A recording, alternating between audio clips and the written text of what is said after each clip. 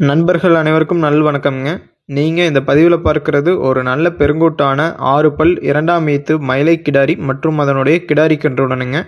மாடு கன்று இரண்டுமே சுழி சுத்தம்ங்க.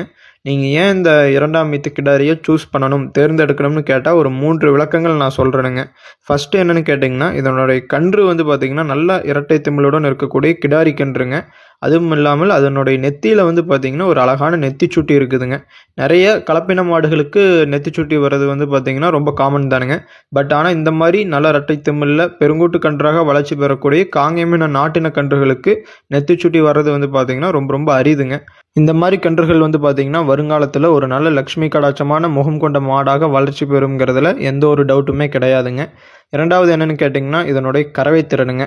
கன்றுக்கு போக நேரம் 3 லிட்டர், ஒரு நாளைக்கு 6 லிட்டர் பால் நம்ம கறந்துக்கலாமுங்க. நீங்கள் 2 நேரமும் நல்லா கறந்து பார்த்து நீங்கள் கொண்டு போகலாமுங்க. மூன்றாவது என்னென்னு கேட்டிங்கன்னா, இதனுடைய குணம்ங்க. கறவைக்கு கால் அணைக்க வேண்டியது இல்லைங்க. பெரியவர்கள், பெண்கள் என யார் வேண்டுமானாலும் ஈஸியாக ஹேண்டில் பண்ணிக்கலாம்.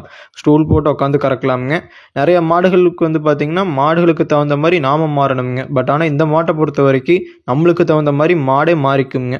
நீங்கள் காம்புகளை 4 விரல்களை மடித்து கறந்தாலும் சரி, இல்லை காம்புகளை இழுத்து கறந்தாலும் சரி, எந்த ஒரு அசைவோ எதுவுமே கிடையாதுங்க. மாடு பார்த்திங்கன்னா அவ்வளவு நல்ல சாதுவான குணம் கொண்ட மாடுங்க. ஸோ இந்த கிடாரி உங்களுக்கு தேவைப்பட்டால் கான்டாக்ட் பண்ணி தெளிவுபடுத்தி வாங்கிக்கலாமுங்க. நன்றி.